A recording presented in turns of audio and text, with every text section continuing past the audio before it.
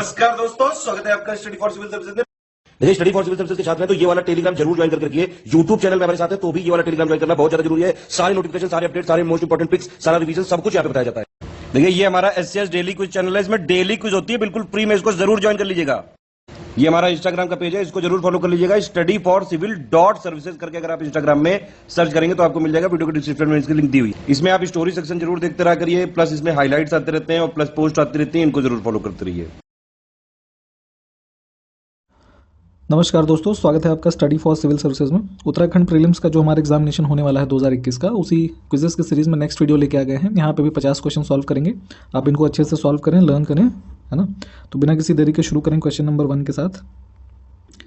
कहा जा रहा है कि किस नगर का पुराना नाम जो है वो महोदय नगर था, है ना। इसको ध्यान रखिएगा, फैक्ट है महोदय नगर। तो कन्नौज का जो शहर है उसको बोलते थे महोदय नगर। ऑप्शन बी करेक्ट हो जाएगा। अगला प्रश्न है कि हर्षवर्धन का जन्म जो है वो कब हुआ था, ठीक है। तो 590 ईस्वी में, ये हमारा करेक्ट ऑप्शन हो जाएगा, सी वाला। अगला प्रश्न है कि बाणभट्ट जो हैं वो किसके दरबारी कवि थे, ऐसा पूछा जा रहा है आपसे, है ना। तो बाणभट्ट ने कई सारी रचनाएं की और ये हर्षवर्धन के दरबारी कवि रहे। तो ऑप्शन हमारा ए करेक्ट हो जाएगा।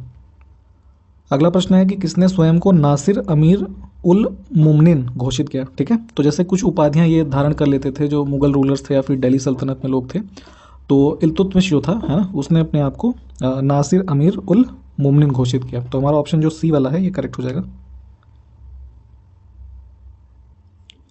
अगला प्रश्न कि मोहम्मद गोरी, है ना, गौरी लिखा हुआ है, गोरी भी लिखते हैं, वो पृथ्वीराज चौहान के मध्य जो तराइन का युद्ध हुआ था, है ना, तराइन का प्रथम युद्ध, मतलब जो फर्स्ट वॉर ऑफ तराइन है, उसको ईयर आपसे पूछ रहे हैं। तो 1191 में। तो हमारा ये कहाँ दिया हुआ है, ऑप्शन डी के अंदर, ये हमारा करेक्ट हो जाएगा। अगला प्रश्न है कि आराम शाह के बाद दिल्ली की गद्दी पर कौन बैठा, है ना। तो दिल्ली सल्तनत में आराम शाह जब रूल कर रहा था तो उसके बाद इल्तुतमिश जो है उसने उसको ओवरटेक किया, कह लीजिए, थ्रोन पे। तो ऑप्शन हमारा बी करेक्ट हो जाएगा। अब इसमें से दिल्ली को राजधानी बनाने वाला जो प्रथम सुल्तान था वो कौन सा था, ठीक है। तो अलाउद्दीन खिलजी के बाद इल्तुतमिश के शासन के दौरान इन्होंने ही दिल्ली को सर्वप्रथम राजधानी बनाया। तो ऑप्शन हमारा बी करेक्ट हो जाएगा। फिर अगला प्रश्न है कि चंगेज खान किसके समय में भारत की सीमा में प्रवेश किया, ठीक है। तो जो चंगेज खान था, जैसे कि वो मंगोलिया का रूलर था, तो उसने वहाँ से फिर इंडिया पे, कह लीजिए, इन्वेड किया। तो इंडियन बॉर्डर उसने क्रॉस किया। तो उस समय रूल जो था वो इल्तुतमिश का था, है ना। तो ऑप्शन हमारा जो बी वाला करेक्ट हो जाएगा। दिल्ली सल्तनत का वास्तविक संस्थापक जो है वो किसे माना जाता है, तो ये इल्तुतमिश को ही दिल्ली सल्तनत का वास्तविक संस्थापक माना जाता है। तो ऑप्शन बी करेक्ट हो जाएगा। इससे पहले भी शासक रहे बट इल्तुतमिश को माना जाता है। पहला तुर्क शासक कौन था जिसने शुद्ध अरबी के सिक्के चलाए, है ना। तो अरेबिक कॉइन्स जो थे, तो ऑटोमन रूलर कौन था जो तुर्क शासक था, तो इल्तुतमिश ही वो शासक रहा जिसने ये अरबी सिक्के चलाए। तो ये सब काफ़ी फैक्चुअल क्वेश्चंस हैं, डायरेक्ट आपको ऐसे एग्जाम में मिलते हैं, आपको इसको अच्छे से लर्न करिएगा। अगला प्रश्न है कि दिल्ली सल्तनत के अंतर्गत कुल कितने राजवंशों ने शासन किया, ठीक है। तो ये एक क्रोनोलॉजी भी है, बेसिकली आपको ये याद होनी चाहिए। कुल 5 राजवंश थे उसमें, जिसमें, है ना, तो गुलाम वंश, तुगलक वंश, है ना, खिलजी वंश, लोधी वंश और सैयद वंश। तो ऐसे एक पूरी क्रोनोलॉजी जो है इसकी है वो आप याद करके रखें, एग्जाम्स में पूछते हैं आपसे। इसका एक शॉर्ट फॉर्म भी है कि गुलाब खिले तो सूंघ लो, तो ऐसे आप ब्रेक करके उसको समझ सकते हैं। दिल्ली सल्तनत के अंतर्गत सर्वाधिक शासन किस वंश ने किया, है ना। तो अगर टाइम पीरियड के हिसाब से देखेंगे तो जो तुगलक वंश रहा, ये सबसे ज़्यादा इसने रूल किया। तो ऑप्शन हमारा ए करेक्ट हो जाएगा। फिर अलाउद्दीन खिलजी की मृत्यु कब हुई, ठीक। तो अलाउद्दीन खिलजी की मृत्यु हुई 1316 ईस्वी में। ऑप्शन हमारा बी करेक्ट हो जाएगा। पहला तुर्क शासक कौन था जिसने भारत में शुद्ध, वही अब देखिए, ये हमने ऊपर शायद देख लिया है, इल्तुतमिश ही रहा। फिर इल्तुतमिश के द्वारा जारी चांदी का टंका, है ना। तो एक चांदी का जो सिल्वर कॉइल होता था उसको बोलते थे टंका, है ना। और एक कॉपर का एक कॉइन होता था उसको जीतल बोलते थे, ठीक। तो अब तो ये जो टंका था ये कितने ग्रेन का होता था ना, इसकी जो वैल्यू कह लीजिए वो कितने ग्रेन की होती थी, तो फैक्ट है 175 ग्रेन का होता था। तो ऑप्शन हमारा सी करेक्ट हो जाएगा। अब सल्तनत काल में अमीर उल उमरा व सुल्तान आजग लिखा हुआ है, माफ़ कीजिएगा, नामक उपाधि किसने धारण की, ठीक है। तो नीचे देखिए कुछ शासक के नाम लिखे हुए हैं, तो इल्तुतमिश को ही कह लीजिए अमीर उल उमरा और सुल्तान आजग नामक उपाधि धारण किया इन्होंने। तो ऑप्शन हमारा बी करेक्ट हो जाएगा।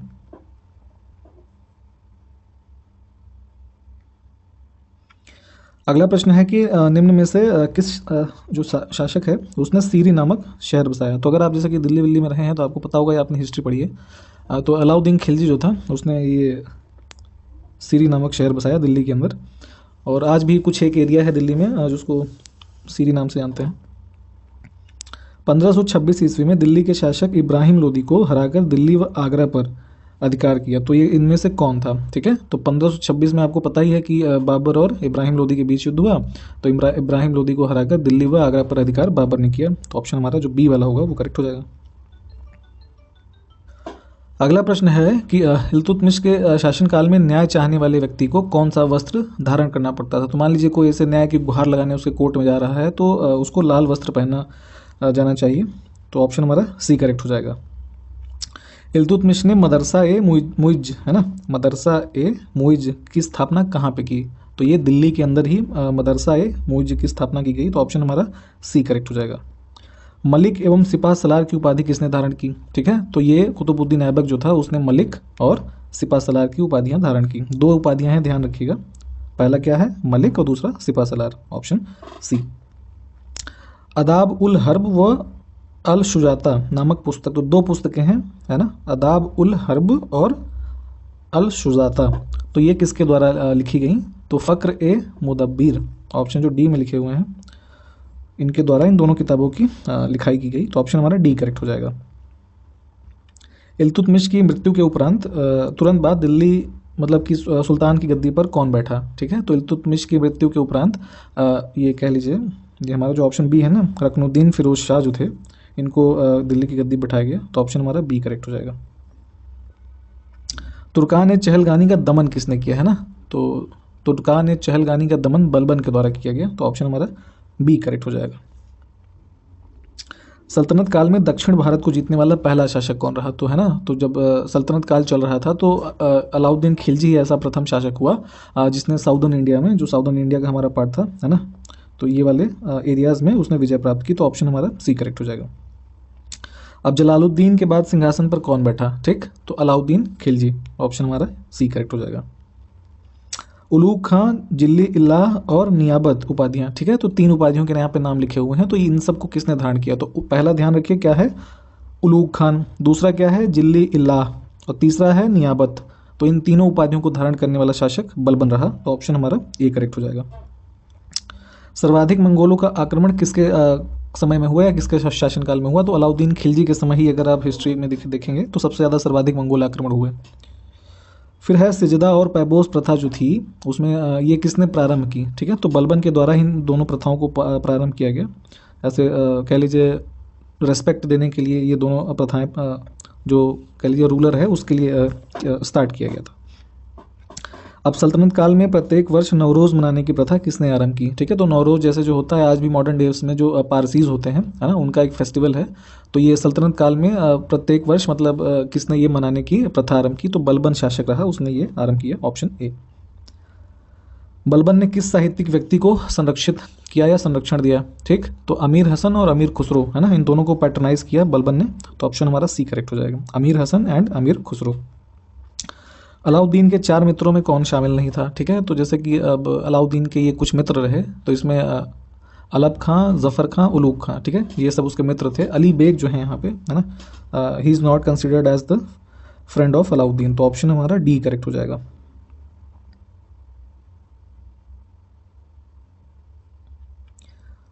स्वयं को दूसरा सिकंदर मतलब सिकंदर ए सानी, ठीक है, कहने वाला सुल्तान कौन था? ठीक है, तो मान लीजिए आपसे अगर ये भी पूछ लें कि सिकंदर ए सानी का क्या अर्थ हुआ, तो ये भी कह सकते हैं कि स्वयं को दूसरा सिकंदर मानने वाला। तो ऐसा कौन सा कह लीजिए सुल्तान रहा? तो अलाउद्दीन खिलजी ने अपने आप को ये कहा। तो ऑप्शन हमारा बी करेक्ट हो जाएगा। अगला प्रश्न है कि ताजुल मासिर, है ना, ग्रंथ किसने लिखा था? ठीक है, तो ताजुल मासिर लिखा गया हसन निज़ामी के द्वारा। तो ऑप्शन हमारा सी करेक्ट हो गया, ताजुल मासिर हसन निज़ामी। अब देखिए निम्नलिखित में से किसने अपनी राजधानी जो थी वो दिल्ली से देवगिरी स्थानांतरित की? ठीक, तो ये कौन से शासक रहे? तो मोहम्मद बिन तुगलक, है ना, दौलताबाद। Option B. दिल्ली सल्तनत के किस सुल्तान ने सर्वप्रथम स्थायी सेना का मतलब कि first standing army which is not volatile, first standing army का निर्माण किया इसमें से? ठीक है, तो दिल्ली सल्तनत के ये सुल्तान रहे अलाउद्दीन खिलजी। तो ऑप्शन हमारा कौन सही हो गया? Option A. दिल्ली को राजधानी बनाने वाला प्रथम सुल्तान कौन था? तो ये देखिए 2-3 बार ये क्वेश्चन आ गया। इल्तुतमिश ने कुल कितने वर्षों तक शासन किया? आपसे यहाँ पे ये पूछ रहे हैं। ठीक, तो इनके टोटल जो वर्ष हम काउंट करेंगे, ये करीब 26 वर्षों तक शासन किया, तो ऑप्शन सी हमारा करेक्ट हो जाएगा। आप एक क्रोनोलॉजी जितने भी मुगल शासक या फिर कह लीजिए सल्तनत काल में थे, इन सबको अच्छे से लर्न करें। डायरेक्ट क्वेश्चन आपसे पूछता है। अब इल्तुतमिश ने परमारों की राजधानी मंदसौर पर अधिकार कब किया? तो जो परमार रूलर्स थे तो उनकी राजधानी मंदसौर रही है ना, तो उस पर इल्तुतमिश के द्वारा जो कह लीजिए अधिकार किया गया वो 1227 में है ना, तो ऑप्शन हमारा डी करेक्ट हो जाएगा, 1227 AD। फिर ब्रिटिश आर्थिक शोषण के वास्तविक स्वरूप को स्पष्ट करने का प्रयास किसने किया? Who tried to explain the true nature of British economic exploitation. ठीक है, तो देखिए अब ये जो 3 के 3 यहाँ नाम लिखे हुए हैं, Dadabhai Naoroji, RC Dutt and justice Ranade, है ना, एमजी रानाडे जो थे। तो अब ये तीनों जो थे वो स्टर्न क्रिटिक थे ब्रिटिश इकोनॉमिक पॉलिसीज़ के, है ना, काफ़ी टाइम पे अलग अलग लेख और पुस्तकें इन्होंने लिखी। तो कहीं ना कहीं ब्रिटिश इकोनॉमिक एक्सप्लॉयटेशन को इन्होंने सही रूप कह लीजिए स्पष्ट करने का प्रयास किया, तो हमारे ऑप्शन डी करेक्ट हो जाएंगे। अब देखिए भाई, इंडियन नेशनल कांग्रेस की स्थापना किसने की, है ना, आपसे ये पूछ रहे हैं। तो ए ओ ह्यूम जो थे, रिटायर्ड सिविल सर्वेंट थे ब्रिटिश इंडियन, तो इन्होंने स्थापना की 1885 में।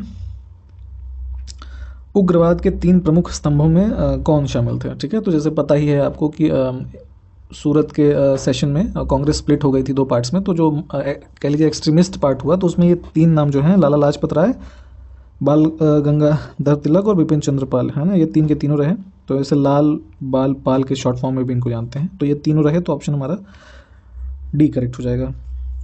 चलिए अगला देखेंगे कि बंगाल विभाजन की योजना जो है वो कब प्रभावी हुई, मतलब कि किस डेट से इफेक्ट में आई? वो तो 16 अक्टूबर 1905, याद रखिएगा इसको। अगला कि किसकी सलाह पर संपूर्ण बंगाल में राखी दिवस मनाया गया? ठीक है, तो रविन्द्रनाथ टैगोर जी की सलाह पे राखी दिवस का कह लीजिए सेलिब्रेशन किया गया to in the entire Bengal at the time of. अगला क्वेश्चन देखेंगे कि मुंबई में हुए कांग्रेस के प्रथम अधिवेशन में कितने सदस्य जो डेलीगेट्स थे, है ना, कितने मेंबर्स शामिल हुए, आपसे ये पूछा जा रहा है। तो 72 लोग थे, है ना, जो फर्स्ट सेशन हुआ 1885 में हमारा। अभी ऊपर हमने देखा कि ए ओ ह्यूम जो थे वो संस्थापक रहे, तो यहाँ पे टोटल कुल मिला के 72 डेलीगेट्स, ऑप्शन बी। 1906 में स्थापित इंडियन सोसाइटी ऑफ आर्ट्स की पहली छात्रवृत्ति किसे प्राप्त हुई? ठीक है, तो क्या है हमारा, देखिए who received the first scholarship of Indian society of arts established in 1906। ठीक है, तो पहले याद रखिए कि इंडियन सोसाइटी ऑफ आर्ट्स जो इस्टेब्लिश हुई वो 1906 में हुई। ठीक, और जो फर्स्ट स्कॉलरशिप इसके अंतर्गत प्राप्त हुई वो प्राप्त हुई किसको? नंदलाल बोस को, तो ऑप्शन हमारा डी करेक्ट हो जाएगा। चलिए, गीता रहस्य नामक पुस्तक की रचना किसने की? ठीक है, तो इंडिपेंडेंस स्ट्रगल के टाइम बाल गंगाधर तिलक ने इसको लिखा, तो ऑप्शन हमारा बी करेक्ट हो जाएगा, गीता रहस्य। बंगाल नेशनल कॉलेज की स्थापना कब हुई? ठीक है, तो ये 15 अगस्त 1906 को इन्होंने स्थापना किया, तो ऑप्शन हमारा कौन सा करेक्ट हो गया? बी। चापेकर बंधुओं ने व्यायाम मंडल की स्थापना कब की? ठीक है, तो जो फ्रीडम स्ट्रगल के टाइम पे चापेकर बंधु रहे, उन्होंने क्या स्थापित किया? व्यायाम मंडल। तो इसका जो आपसे कह लीजिए टाइम पीरियड पूछा जा रहा है, तो 1896 से 97 का वर्ष जो हम मानेंगे इसमें, तो हमारा ऑप्शन जो है सी करेक्ट हो जाएगा। तो आज के वीडियो में इतना ही, नेक्स्ट वीडियो में मिलेंगे, तब तक आप इसको अच्छे से अटेम्प्ट करें और शेयर करते रहें अपने बीच में। धन्यवाद, जय हिंद।